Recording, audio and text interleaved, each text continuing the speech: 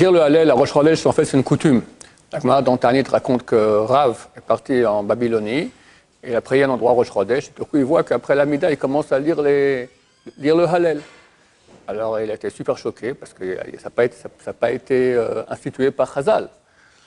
Il voulait les arrêter. Et puis, il a vu que le troisième père qui sautait. Il a dit, ah bon, ok, alors c'est juste une coutume. On finit le Hallel, qu'on le dit avec bracha, on le fait en entier, que 18 jours par année, ici en Israël, et 21 à l'étranger. Les 7 jours plus 1 avec Shmini Atzeret et de Sukkot, les 8 jours de Hanouka, ça fait déjà 16, le premier jour de Pessah, premier jour de Shavuot. Il faut rajouter à l'étranger Simchat Torah, deuxième jour de Pessah et deuxième jour de Shavuot, ça fait 21 jours. Là, on fait le Hallel avec bracha, début et fin.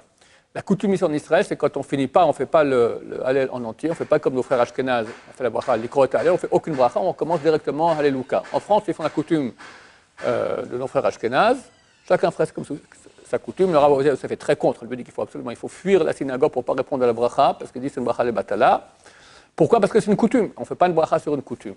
Le point que je voulais vous dire est le suivant, c'est que le Rabbi Bachou écrit dans son livre que quand on fait la bracha, donc quand on finit le Hallel, ou pour ceux qui ont l'habitude de faire la bracha, même quand on finit par Rosh Chodesh en France par exemple, faire extrêmement attention de bien dire tous les mots. Parce que vu qu'on a fait une bracha avant et après, pour une mitzvah, la mitzvah elle est faite que si on a bien prononcé tous les mots. Si on a sauté un mot, on a dit la moitié d'un mot, alors c'est bracha le batala, deux brachot de batala. Donc faire attention à cela. Baruch Adonai, l'olam, amen, amen.